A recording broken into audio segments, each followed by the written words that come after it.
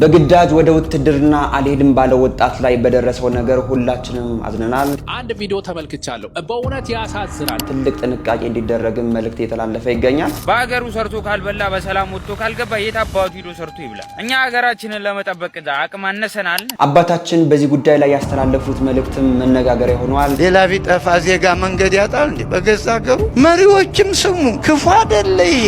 የጆርዲ መጨረሻም የከፋ መሆኑን እያየነው እንገኛለን። ኦርቶዶክስ የሆነ ወንድ ደፋሪ ሆኗል። ኦርቶዶክስ የሆነ ወንድ ሴትን አንቋሻሽ አጥላይ። የዘመናችን ቡሄ ወዴት እየሄደ ነው? እነዚህና ሌሎች ወቅታዊና አስተማሪ ቪዲዮዎችን ይዘናል።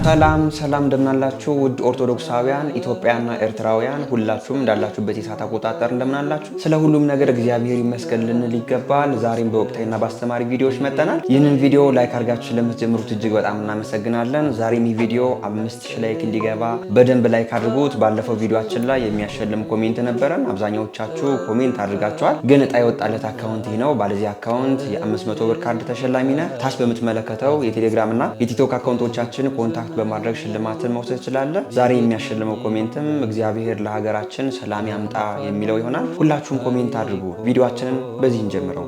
ታፈሱ ይሁን እሺ፣ ችግር የለውም። ለሀገራችን አይደል እንዋጋው፣ ችግር የለውም። ግን ለምንድን ነው ድሃ ብቻ የሚታፈሰው? ለምንድን ነው መኪና እየነዳ ያለውን ሰውዬ አስወርደ አፍሰ ውትድርና ማትወስዱ? ለምንድን ነው ህንጻውን አስገንብቶ የራሱ ሆቴል ውስጥ ቁጭ ብሎ እየተዝናና ያለውን ሰውዬ ናውጣ ሀገር ጠርታለሽ ብለ ይዘው ማትሄዱ? እኛ ብቻ ነን እንዴ ሀገሪቱ ዜጋ? እነሱ ምን በወጣቸው የደሃው ልጅ እያለ እነሱ ምን በወጣቸው የደሃው ልጅ አለላቸው እንደሄደ ይሄደ ይማገዳል። የትኛውም የሀብታም ልጅ ድንገት አያርገውና መንገድ ላይ ቢታፈስ እንኳን ድንገት ነው እሱም ቢታፈስ እንኳን በደቂቃዎች ውስጥ ከዛ ቦታ ማስወጣት ይችላሉ። በደቂቃዎች ውስጥ ያስወጣሉ ከዛ ቦታ።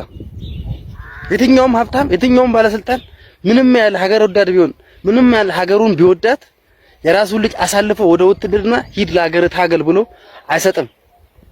አብዛኛውን ሙሉ እንግዲህ ወንድሞቻችን እንደሰማችኋቸው ነው። ይህንን ሰሞን የሀገራችን ወቅታዊ ጉዳይ ይህንን ነው የሚመስለው። በጣም ብዙ ወጣቶች በግዳጅ ወደ ውትድርና ተገባላችሁ እየተባሉ የታፈሱ እንደሆነ እየተሰማ ይገኛል። ወንድማችን ያነሳው ነገር ምንድነው? አሁን ላይ እየታፈሰ የሚገኘው የድሃ ልጅ ነው። እንዲያው ተሳስቶ የሀብታም ልጅ እንኳን ከታፈሰ በገንዘብ ነው እየወጣ የሚገኘው። አሁን ላይ እጅግ በጣም የሀገራችን ሰላም የራቀ መምጣቱን በዚሁ እያየነው እንገኛለን። በአፈሳው ጉዳይ በጣም ብዙ በውትድርና ያሉ ወንድሞቻችን ማስተያየት ሲሰጡበት ነበር። ቪዲዮዎችን አንድ ላሳያችሁ።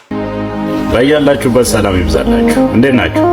ሰሞኑን እያየነው ያለነውና በጣም ቫይራል የወጣ ያለው ነገር ስለ አፈሳ ጉዳይ ነው። በመጀመሪያ ልጁ ባለው ነገር በአንድ ነገር እስማማለሁ። እሱም ምንድነው የድሃ ልጆች ብቻ ለምንድነው ወደ ተለያዩ ተቋማት እንዲገቡ የሚደረገው የሚል አዎ መሆን የለበትም። የሀብታም የድሃም ልጅ መግባት አለበት ባይ ነኝ። ሲቀጥል ደግሞ ምንድነው ለዚች ሀገር አልሞትም ለሌላ ሀገር ካልሆነ የሚል ሐሳብም አለ።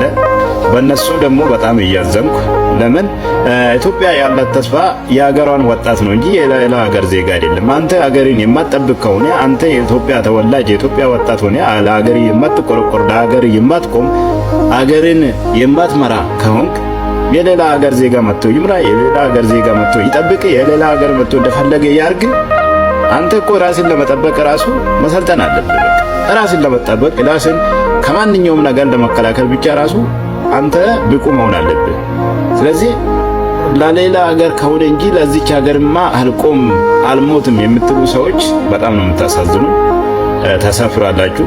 ይሄን አፈሳ ምናምን ምክንያት አድርጎ ደግሞ ወደ ውትድርና ምናምን እያለ ሌላ ስራ የሚሰራ ካለም ይሄ ነገርም የሚጣራ ነገሮች ይሆናል። የሚምታቱ ነገሮች እንዳሉ ይታያልና እነዚህ ነገሮችም የሚጣሩ ይሆናል። በሀገራችሁ ደስተኛ ሁኑ።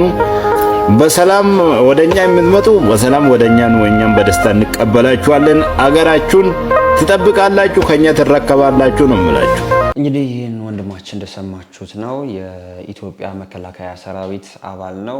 ያው መታፈሱም ልክ አይደለም። ሰው ፈቅዶ ነው ወደ ውትድርና መግባት ያለበት። ግን ደግሞ ለዚች ሀገር እንደዚህ በዚህ አይነት መልኩ ወደ ውትድርና መምጣት አንፈልግም የሚል ሀሳብ ልክ አይደለም የሚል አስተያየትም ሲሰጥ እያየ ነው እንገኛለን። ካስተዋላችሁ በዚህ 8 ዓመት እጅግ በጣም ብዙ ጦርነቶች ተደርገዋል በሀገራችን። ግን ማንም የውጭ ጠላት አይደለም መጥቶ የወረረን። ያው እርስ በርስ ነው እየተጫረሰ የምንገኘው። በጣም ብዙ ወንድሞችም በዚህ በቪዲዮም ላይ የተናገረው ወንድማችንም አሁን ላለው ለእርስ በርስ ብጥብጥ ራሴን ለዚች ሀገር አልሰጥም ነው እያለ የሚገኘው። ይህም ደግሞ ልክ ነው፣ ምንም ሐሰትም የለበትም። አሁን ላይ የተገዳደልን የምንገኘው ወንድም ወንድሙን ነው እየገደለ የሚገኘው። ማንም የውጭ ወራሪ የውጭ ጠላት አልመጣብንም። በዚህ ጉዳይ ነው በጣም ብዙ ወጣቶችም አስተያየት እየሰጡበትም የሚገኘው በዚህም ሁኔታ ማለት ነውና ይህ አፈሳው በእንዲህ አይነት መልኩ እየቀጠለ እያየነው እንገኛለን። ቪዲዮአችንን እንቀጥለዋለን። ሰሞኑ ሚኒሻ መንሼ ነው ወጣቱን ተፋተው እንጂ አፈሳ እኮ ተሳቀቀ እንዴ! በአገሩ ሰርቶ ካልበላ በሰላም ወጥቶ ካልገባ የት አባቱ ሄዶ ሰርቶ ይብላ? እኛ ሀገራችንን ለመጠበቅ አቅም አነሰናል እንዴ? እዚህ ጋር ያለው ሰራዊት በቂ ነው ማለት በክብር በሰላም ፈልጎ ፈቅዶ ገባሎ ካለ እሰየው አምጠው። ከዛ ውጪ እያፈስክ ሳይፈልግ አታምጣብን። እዚህ ጋር ለመቶ 2 ቀንም እንኳን አያገለግልም፣ አይጠቅመንም ለኛ። የኛ እናት እኮ ከአራት ዓመት ያላነሰ እያለቀሰች ነው። የእሷ ብቻ አይበቃም፣ ሌላ እናት አታስለቅስብን። እኛ ለሀገር ነው ብለነው ችለናል። አንዴ ገብተናል፣ ካላማላ ሰተናል፣ ፈቅደን እኛ እየታገልን ነው። ፒፕሉን አታስጨንቅ። አፈሳ አቁም በቃ። የሚያፍሰው አካል ልጁን ከቤት ያስቀምጣል፣ የተገኘውን ደግሞ የድሃ ልጅ ይወስዳል። ተሳስቶ ደግሞ የሀብታም ልጅ ተደባልቆ ከሄደበት ያንን የሀብታም ልጅ ገንዘብ በመቀበል ይፈታል ማለት ነውና ወንድማችን እንደተናገረው በቂ የሆነ ሰራዊት አለን፣ እኛ እንበቃለን፣ እኛ በራሳችን ፍላጎት ነው ወደ ውትድርና የገባ ነው። እንዲህ አይነት ሰዎች እንኳን ታፍሰው ቢመጡ በስርዓት የማያገለግሉ ናቸው፣ አንድ ቀን እንኳን አያድሩም እያለ ይሄ ወንድማችን እየተናገረ ይገኛል። አሁን ላይ በእንዲህ አይነት ሁኔታ ነው አሁን በሀገራችን ወጣቱ ተሳቆ የሚገኘው። እንደውም ይህንን ሰሞን በአንድ አካባቢ አልታፈስም ያለ ወጣት እንደተገደለም እየሰማን እንገኛለን። እስኪ አንድ ቪዲዮ ላሳያችሁ። ኢትዮጵያ ውስጥ አፈሳ በተለያየ አካባቢ ቀጥሏል። በተለይ አዳማና እንደዚህ አይነት አዲስ አበባ ላይ አካባቢዎች ላይ ቀጥሏል። በጣም በሚያሳዝን ሁኔታ አልታፈስም ያለ ወጣት በግፍ እየገደሉ ነው። አንድ ቪዲዮ ተመልክቻለሁ። በእውነት ያሳዝናል። እንዴ የኢትዮጵያ ወጣት ምን ያደርጋችሁ? ልማር አትማርም አላችሁ፣ ለስራ አትስራ አላችሁት። ጦርነት ብቻ ነው ያዘጋጃችሁለት። 20 ዓመት ውጊያ ማስቀጠል ይቻላል። ኧረ እባካችሁ ተው፣ ኧረ ተው፣ ይህንን ወጣት ተውት። የኢትዮጵያ ወጣት ምን ያደርጋችሁ? እናንተ ስልጣናችሁን ለማስቀጠል አልሞትም አልጋደልም በቃኝ ያለ ወጣት ነቅቷል። በቃ ተውት፣ ይስራበት፣ ይኖርበት፣ ዘመኑ ይቀጥልበት፣ የራሱን ዘመን ያስተዳድርበት። ለቁለት ስልጣኑንም።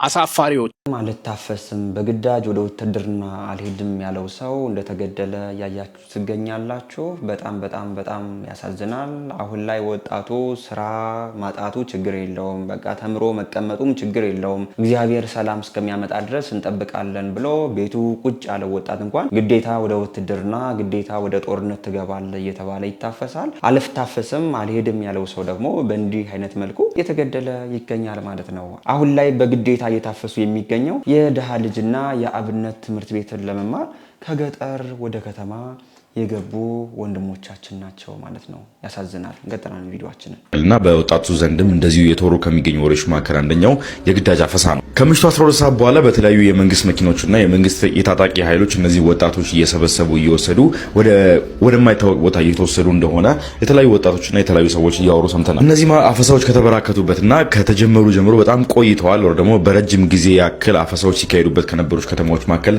አንደኛው አዳማ ነች። አንድ አዳማ ላይ የሚኖር ወጣት እንደነገረኝ ከሆነ እነዚህ አፈሳዎች ከተካሄዱ በኋላ ወር ደግሞ እነዚህ በመንግስት ኃይሎች ወጣቶች ታፍሰው ከተወሰዱ በኋላ ከቤተሰቦቻቸው የራንሰም ገንዘብ ወር ደግሞ ከቤተሰቦቻቸው ልጃቸው ለማስለቀቅ ገንዘብ ክፈሉ የሚል ሪኩዌስት ሁሉ እንደሚመጣላቸው ነግሮኛል። ለደህንነቱ ሲባል ስሙ መናገር ያልፈለገው ይህ ወጣት እስከ 50 ሺህ ብር ከ50 ሺህ ብር እስከ 100 ሺህ ብር ድረስ ቤተሰቦች ለልጆቻቸው እየከፈሉ ልጆቻቸው ወደ ቤታቸው እንዲመጡ እያደረጉ እንደነበርና በአሁን ሰዓት ላይ ደግሞ ይህ አፈሳ ወር ደግሞ ይህ የግዳጅ መውሰድ ወር ደግሞ ከቦታ ላይ የታፈሱ ወጣቶች መወሰድ በጣም በአስጊ ሁኔታ መጨመሩ ተናግረዋል። እስቲ እናንተንም እዚሁ ጋር ልጠይቃችሁ። በሌሎች ከተሞች ላይ እንደዚህ አይነት ጉዳዮች ሰምታችኋል? በሌሎች የኢትዮጵያ ከተሞች ላይ በተለይም በአዲስ አበባና በተለያዩ በሚታወቁ ከፍ ባሉ ከተማዎች ላይ እንደዚህ አይነት ነገሮች ሰምታችኋል? የሚመለከተው የመንግስት አካልስ እንደዚህ አይነት ጉዳዮች ላይ ማጣራት እያካሄደ ነው የሚገኘው ወይስ ደግሞ ኮምፕሊትሊ ሆክስ ነው ብሎ የሚታመነው ወይስ ደግሞ የምር መንግስት አካል እያወቀውና የመንግስት አመራሮች እያወቁት የሚካሄድ ጉዳይ ነው? በቻልኩት አቅም የዚህ ህገወጥ አፈሳ ወር ደግሞ የህገወጥ አፈሳ አካል የነበሩና ታፍሰው የነበሩ ወጣቶች እንደዚሁም በቤተሰቦቻቸው ገንዘብ ተከፍሎላቸው ወጥተው ከቤተሰቦቻቸው ጋር ተቀላቅለው የነበሩ ወጣቶችን አግኝቼ ለማናገር ሞክራለሁ።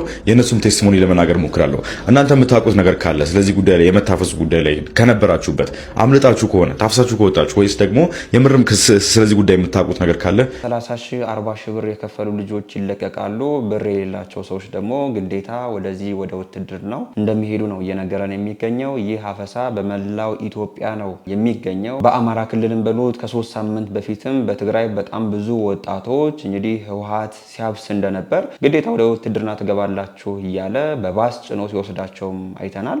አሁን ላይ ያለንበት የሀገራችን ሁኔታ እንግዲህ ይህንን የሚመስለው ለማለት ነው። እግዚአብሔር ለሀገራችን ሰላም ያምጣ ከማለት ውጭ ምንም የምንለው ነገር የለም። እንቀጥላለን ቪዲዮአችንን። ጦርነት መቆም አለበት። እማን ጋር እኮ እማን ጋር መንገድ መከፈት አለበት። አዎ እንዴ ሌላ ቢጠፋ ዜጋ መንገድ ያጣል እንዴ? በገዛ ሀገሩ መሪዎችም ስሙ፣ ክፉ አይደለ ይሄ። ዜጋው አልቆ ምን ይኮናል? ለሀገርስ አታስቡም እንዴ? በቤተ ክርስቲያን ስንሄድ ካህናት ይታረዳሉ፣ ምዕመናን ይሞታሉ፣ ቤተ ክርስቲያን ይቃጠላል። ዜጎች እየተላለቁ ነው እስበሳቸው። ምንም ጠላት ሳይኖር እኮ ይሄ ሁሉ አባት መስቀል ይዞ ይሄ ሁሉ ካህን እንዴት ሰላም ይጠፋል? አንዲት ኢትዮጵያን አንድ ሀገር መጠበቅ ይሄ ሁሉ ሽማግሌ እንዴ አትጋደሉ ማለት ነውር አይደለም። እዚህ ጥሩ ነው። ይቺ የተባረከች ከተማ እንደው ሲበዛ ካላጠፋናት ሰላም ናት። እዚያ ማዶ ምን አለ? ባል ይከበራል፣ እዚያ አይከበርም። እና ዘመዶቼ ልብ እንግዛ፣ ሰው እንሁን፣ ኢትዮጵያውያን እንሁን። አዲስ ዓመት ምን ሆኖ አዲስ ዓመት እኮ ቁጥሩ ነው እንደ አዲስ ዓመት መቆም አለበት። አለበለዚያ ንፍሩ ውሃ እኮ እየዘነበ ነው። ሌላ ምን አለ? ማት እኮ ስሜጣ ሁልጊዜ በአንድ አቅጣጫ አይደለም። በሽታ አንድ አይደለም እኮ። ክፉ ማን እውነት ይናገረን? ቤተ ክርስቲያኒቱ ካልተናገረ ልጁን የሚያሳድግ ሰውማ አይችልም እኮ። እንዴ ዜጎች ለምን ወንድሙን ለምን እንደው ወንድሙንስ የሚገሉ አይምሮው ጤነኛ ነው እንዴ? መጨረሻውስ ምን ይባላል? ይበቃል እኮ ያምነው አላተረፍ። አባታችን እጅግ በጣም እናመሰግናለን። በሀገራችን በታሪክ ተደርጎ የማያውቀው በእኛ ዘመን ደግሞ ለመጀመሪያ ጊዜ እየተደረገ የሚገኘው ነገር የእርስ በርስ መጫረስ ነው። የእርስ በርስ ጦርነት በዚህ 4-5 ዓመት ውስጥ ተደርጓል። በጣም ብዙ ወገኖቻችን አጠናል። እንግዲህ እንደ ድሮ እንደፈለግን ወደ ክፍለ ሀገራት አንሄድም። የድሮ ሰላም የለም፣ የድሮ ማምሸት የለም። ሁላችንም ኢትዮጵያን እየናፈቅን የምንገኘው የሀገራችን ሰላም ነው ማለት ነው። እግዚአብሔር የሀገራችን ትንሳኤዋን ያምጣልን ይመልስልን እንላለን። እንዲህ አይነት አባቶችንም እግዚአብሔር አያሳጣን። ወደ ቀጣይ ቪዲዮአችን ደግሞ ስንሄድ በሀገራችን ያለው የሰላም እጦት አልበቃ ብሎ በስደት በውጭ ሀገር ያሉ ወንድሞቻችን ደግሞ በዘር ተከፋፍለው ቲክቶክ ላይ እየተራረዱ እያየናቸው እንገኛለን። ይህንን ሰሞን የወሎ ኦሮሞና የአርሲ ኦሮሞ በመባባል አንድ ልጅን ቲክቶክ ላይ እያረዱ የሚያሳይ ቪዲዮዎችን ተመልክተናል። የሚገርማችሁ ነገር ያንን ብቻ ሳይሆን 8 ሰዎች ላይ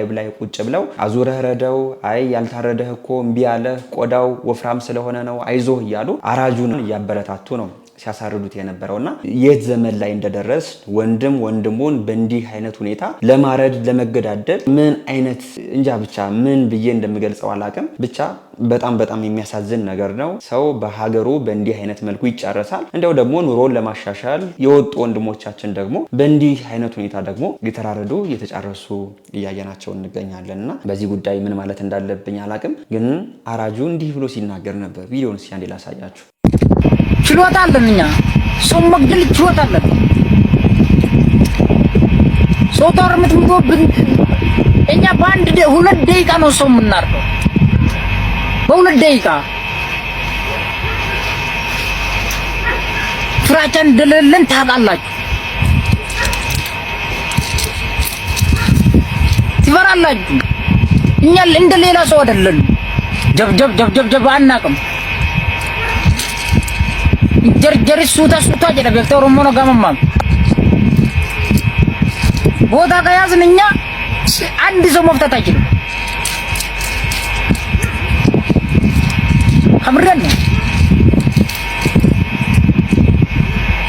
ዝም ብላ ግድሩን ዝም ብላ አታጥብም እንደ አንቺ እዝ ገዝቴ ገብተሽ የወሎ ኦሮሞ ከምሴ ጋራ ገብተሽ ወላሂ በጋልነት እንጎራበታለን። ሰው እኛ ጋራ ከደረሰ ሰው እንዳንተው ሁሉም ያውቃል። ሰው ገጋው 2 ደቂቃ ሞቷል።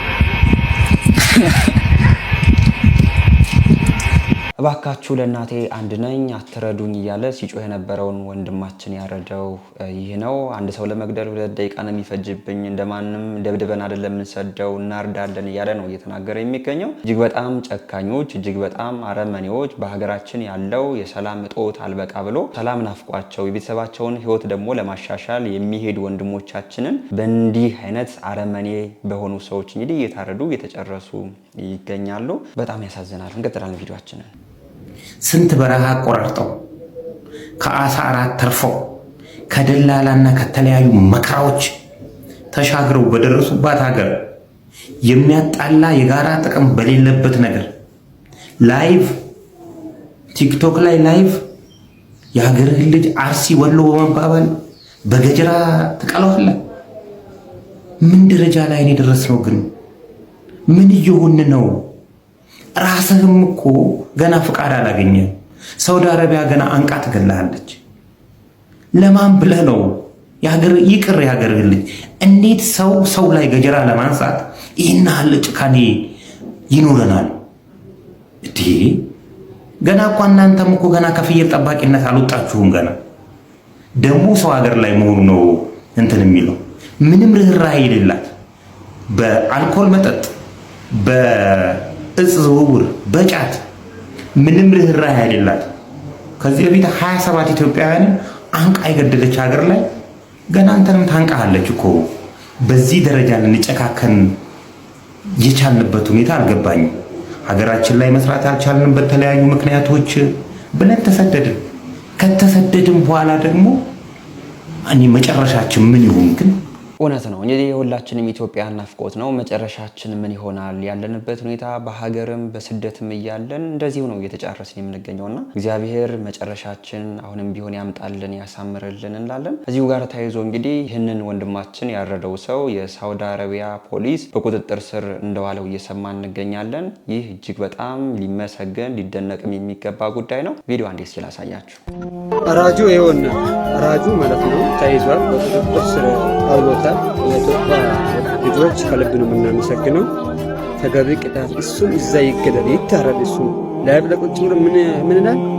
አማራ ህዝብ ባገኘው ሁሉንም ነው ማርደው፣ ደግሞ አርጄ ጠብሼ ነው የሚበላው። ኧረ እባካችሁ በቃ ይገደል። የጨካኝ አረመኔ እንዴት ነው ይሄን አይደለ? እናቴ ብቸኛ ነኝ እያለ እናቴን ልርዳት ብዬ ምስክት ነው እያለ እንዴት ነው ሰው በሰው ላይ ቢላዋ አንስቶ አርዶት በደሙ እንደ ሕፃን ሲጫወት ነበር። በደሙ አርዶ ገና በቢላዋ እንዲህ አርዶት፣ ኧረ እናቱን ኧረ በእናትህ አሁን ይዘገነነኝ አሁን ያዘንኩት። በሳውዲ አረቢያ ፖሊስ ይህ ሰው በቁጥጥር ስር እንደዋለ እየሰማን እንገኛለን። ይህ እጅግ በጣም ሊመሰገን የሚገባ ነገር ነው። አሁንም ቢሆን ይህ ሰው ለሰራው ስራ ተመጣጣኝ የሆነ ቅጣት ሊሰጠው ይገባል እንላለን። ሁላችንም ኢትዮጵያውያን ከመቼውም ጊዜ በላይ የምንተሳሰብበት ጊዜ ነው እንጂ በእንዲህ አይነት መልኩ ወንድም ወንድሙን አንተ እንትን ዘርነ ተባብለን የምንተራረድበት ጊዜ እንዳልሆነ ሁላችንም ልናውቀው ይገባል። በዚህ ጉዳይ ላይ እናንተ ያላችሁን አስተያየት ኮሜንት አድርጉ። ወደ ሌሎች ቪዲዮዎቻችን እናልፋለን።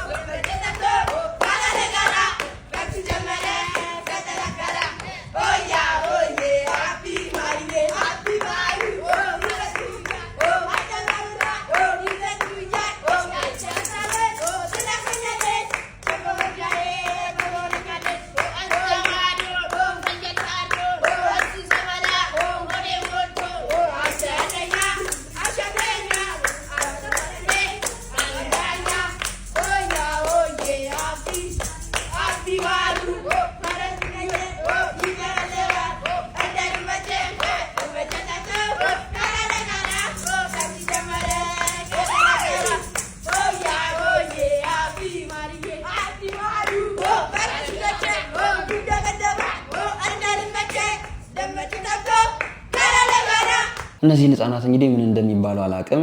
ቡሄ እንግዲህ በዘመናችን ወደ እንዲህ አይነት ሁኔታ መቀየሩን እያሳዩን ይገኛሉ። ሲዳንሱ በቃ ምንም ብቻ እጅግ በጣም የሚያሳዝን ነገር ነው። እዚህ ህፃናት ሃይማኖታዊ ይዘት ይኖረው አይኖረው ምንም የሚያስተውሉትም የሚያውቁት ነገር የለም። ግን ትልቅ ወንድም ይኖራቸዋል ብዬ አስባለሁ። ቤተሰብ አላቸው። እነዚህ ህፃናት ቡሄ መጨፈር ያለባችሁ በእንዲህ አይነት መልክ ነው እንጂ በእንዲህ አይነት መልክ ልታረጉት አይገባም ብለው ሊነግሯቸው ሊያስተምሯቸው ይችሉ ነበር። መናገርም ነበረባቸው። የምታስታውሱ ከሆነ እነዚህ ህፃናት የመጀመሪያቸው አይደሉም። የዛሬ ዓመትም በዳንስ ነበር ይህንን ቡሄ ሲጨፍሩ የነበረው። አሁን ደግሞ እንደገና አፕዴት ነው ያደረጉት። እንደገና የዳንስ ሙያቸውን አሳድገው ዛሬ ደግሞ በእንዲህ አይነት መልኩ ቡሄን እየጨፈሩ ይገኛሉና ሃይማኖታዊ ይዘቱን በእንዲህ አይነት መልኩ ያስለቀቅነው እንገኛለን ለማለት ነው። በዚህ ጉዳይ እናንተም ያላችሁን አስተያየት ኮሜንት አድርጉ። እንቀጥላለን ቪዲዮአችን። ኖርማሊ ከሃይማኖት ሴቶችን ከሃይማኖት ተቋማት ማውጣት ነው አንግሌ። that's my only angle ፌሚኒዝም ራሱ አይደለም የኔ አንግል። ኦርቶዶክስ የሆነ ወንድ ደፋሪ ሆኗል። ኦርቶዶክስ የሆነ ወንድ ሴትን አንቋሻሽ አጥላይ። የሴት ልጅን ጥቃት እቃወማለሁኝ። የምቃወመው ግን ሃይማኖቴን ከሚረግጥና ከሃይማኖቴ ውጪ እንደሆን እምነት አልባ ሴት እንደሆን ሆኜ ነው ወይ ብላችሁ ራሳችሁን እንድትጠይቁ እፈልጋለሁ። እምነትሽን ሳታስከብር እምነትሽን ሳታከብር እውነት ምን አይነት ሴት እንድትሆኝ እየፈለገች ነው? ፌሚኒዝም ምንድነው ዓላማው? መስራቹ ማን ነው? ይሄን አውቃችሁ ነው የምትከተሉት? የሴት ልጅ ጥቃት ይቁም። ይሄ እውነት በደካማ ጎናችሁ ሰው ሲገባ ለምን ብላችሁ መጠየቅ አለባችሁ። ረገች ያለችው ጆርዲ እውነት ለሴቶች አስባ ነው ወይስ ተመሳሳይ ጾታን ስለማንደግፍ በተመሳሳይ ጾታ ውስጥ ስለሌለን ነው? ታዲያ ለምንድን ነው ተመሳሳይ ጾታ ውስጥ ያለውን ቢዩቲፉል እያለች ቴንክ ዩ ዳርሊንግ የምትባባለው? ራሳችሁን ጠይቁ። አንድ ሴት ልጅ ወንድን ጠልታ ትዳርን ጠልታ ሃይማኖቷን ጠልታ ከሃይማኖቷ ውጪ ሆና ምን አይነት ሴት ነው የምትሆነው? እውነት እምነታችሁን ሳታስከብርላችሁ እናንተን ታከብራችኋለች? ታስከብራችኋለች? መልሱን ለእናንተ ትቼዋለሁ። ከሃይማኖታችሁ ጋር በምንም አትደራደሩ። በማር የተለወሰ መርዝ ሲሰጠን እንኳን ቢያንስ ለይተን እያወቀን ኦፍ ኮርስ የሴት ልጅ ጥቃት መቆም አለበት አምናለሁኝ። ነገር ግን ሴት ልጅ ወንድ ልጅን ጠልታ ነው ይሄን ነገር ማምጣት የምትችለው? ሴት ልጅ ወንድ ልጅን ስለጠላች ይሄ ነገር ይቀረፋል? መፍትሄ ያመጣል? ሴት ልጅ ወንድ ልጅን ጠልታ ከሃይማኖቷ ወጥታ ሃይማኖት አልባ ሆና ምን አይነት ሴት ነው የምትሆነው? የፌሚኒዝም እንቅስቃሴ አራማጅ የሆነችው ጆርዲ ትሰማ የሚል ቻሌንጅ በሶሻል ሚዲያ ላይ እንዳስጀመረች የሚታወቅ ነገር ነው። ይህም ቻሌንጅ የሴቶች መደፈር ጥቃት ሊቆም ይገባል የሚል መልእክት ነበረው። ይህንን ቻሌንጅ ሴቶች ብቻ ሳይሆኑ እኛም ወንዶች ተቀብለ ነው ልክ ነው የሴቶች መደፈር ጥቃት ሊቆም ይገባል ስንል ነበር። በዚህ ቻሌንጅ ጀርባ ግን እነ ጆርዲ የፌሚኒዝምን ሀሳብ ያስተላለፉበት ይገኛሉ። ሴቶች ወንድ ጠል እንዲሆኑ፣ ባለትዳር ሴቶችም ደግሞ ባሎቻችሁን በእንዲህ አይነት መንገድ ቅጧቸው የሚል ሀሳብን ያስተላለፉበት ይገኛሉና ይህ የፌሚኒዝም እንቅስቃሴ መጨረሻው ግብረ ሶዶማዊነት እንደሆነ ይታወቃል። በዚህ በግብረ ሶዶማዊ እንቅስቃሴም ደግሞ እነ ጆርዲ ወይም ደግሞ ይህ የፌሚኒዝም እንቅስቃሴ አራማጅ ነን ያሉ ሰዎች በጣም ብዙ መረጃዎች፣ ፎቶዎች እንደወጡባቸው፣ ቪዲዮዎች እንደወጡባቸው የሚታወቅ ነገር ነው። ግን ደግሞ በዚህ በሴቶች በመደፈር ዙሪያ ቤተክርስቲያን ታበረታታለች፣ ሴቶች እንዲደፈሩ የምታደርገው እርሷ ናት እያለች ያልሆነ ሀሳብ ያነሳች ትገኛለችና በዚህ ጉዳይ ላይ አንዲት እህታችን ሰፋ ያለ ማብራሪያ ጆርዲ ላይ ባለችበት ሰጥ ነበር። ቪዲዮዋን እንዴት ሲል አሳያችሁ። ያስተማረን አዲስ ኪዳናችንን ቁጭ ብላችሁ ከአዲስ ኪዳን በፊትም ወደኋላ ብትሄዱ የነሳራን ሁሉ መብት ማየት ትችላላችሁ። ቁጭ ብላችሁ እነ ዲቦራ አሉ፣ ሰባኪዎች አሉ፣ አገልጋዮች አሉ፣ ብዙ ጀግና ሴቶች መጽሐፍ ቅዱሳችን ላይ አሉ። ያንን ምንድነው ይሄ መርዝ የሚመስል ግን የሚጣፍጥ ምንድነው ሃኒ የተቀባ ማር የተቀባ ግን መርዝ ባንቀባበል ጥሩ ነው። ትሰማ የሚለው ነገር ሲመጣ ትሰማ እኛ ፕሮብለም የለብንም። ኢን ፐርሰን የሰዎች ፕሮብለም የለብንም። ካልኩት ከክርስቲያን ሴቶች አንዷ ነኝ እና ተቀበልነውና ስናይ ግን ፕሪች የሚደረገው ግን ፌሚኒዝም ነው። ፌሚኒዝም በምንሄድበት ሁሉ የምንሰማው አንደኛ ሎጎውን ያላደረገ ሰልፊሽ ነው፣ እንዲናችሁ ሃይማኖተኛ ናችሁ። ሃይማኖታችንን መንካት ሙስሊም ልሁን ክርስቲያን ልሁን እኔ ለተመቸኝ ልጆቼን ለተመቻቸው ባሌ ራሴ ነው ላልኩት ክርስቶስ የኔ የቤቴ ራስ ነው ላልኩት በመጀመሪያ ቃሉን እንኳን በአግባብ አታውቁም። የትኛውም የመጽሐፍ ቅዱስ ላይ ወንድ ልጅ የቤት ራስ ነው አይልም፣ የሴት ራስ ነው የሚለው። የወንዱ ራስ ክርስቶስ ነው የሚለው መጽሐፍ ቅዱስ ሲናገር። ለኔ ባሌ፣ የኔ ባል፣ የኔ መኳንንት እንኳን አይደለም ራሴ ነው ማለት አይደለም፣ ገላይን ሰጥቼዋለሁ እኮ፣ ላይፌን ሰጥቼዋለሁ እኮ። ባሌ ነህ ስለው ስፈርምለት ስተኛ ዲግኒቲን ሰጥቼዋለሁ። እሱ ማያምም እንዴ? ተደፈረ የምንለው የሰውነት ፓርታችን አይደለም እንዴ? ዲግኒቲያችንን ሰተነው ለሰጠነው ላከበር ነው። ባሌ ላልኩት ሰው አንቺ የኔ ክራውን ነሽ ማይ ባክቦን የኔ ዊዝደም ሲለኝ ሙትላት የተባለው ለሚስት ክርስቶስ ለቤተ ክርስቲያን እንደሞተ ሙትላት የተባለው የኔ ጀግና ባል፣ የልጆቼ አባት፣ የኔ አባት፣ እኔን ያሳደገው ቦልድነስ ሴት የሰራው የትኛውን ፌሚኒዝም አልሰራው። እኔ አንድ ሀበሻ ጀግና ሴት ኦርቶዶክስ የሆነ አባት ያሳደገኝ፣ ኦርቶዶክስ የሆነች እናት ያሳደገችኝ፣ ጀግና እናት ያሳደገችኝ በቦልድነስ ከወንድሜ እኩል ነው። you cannot stop me ከወንድሜ እኩል አፈር ፈጭቼ ተጫውቼ ኳስ ተራግጬ እንዳድግ ያደረጉ ቤተሰቦች ናቸው ያሳደጉኝ። ኦርቶዶክሳውያን ፕሮቴስታንት ኦርቶዶክሳውያን አታክ ስናደርግ አንድ ነገር ይዘን ስንመጣ ፊት ለፊት ይዘነው ስንመጣ የምናመጣው ሌላውን ሞክ የሚያደርግ ሌላውን ዲስትሮይ እዚህ ጋር አንዱን እያነሳን አንዱን ዲስትሮይ እያደረግን ከሆነ አዋጣም። በመጀመሪያ ደረጃ ፌሚኒዝም የሚባለውን ስም ለኛ ለብሻ አንፈልገውም። ቱ ቢ ኦነስት እኔ ከጆርዲ ጋር ችግር የለብኝም ካንቺ ጋር I don't have any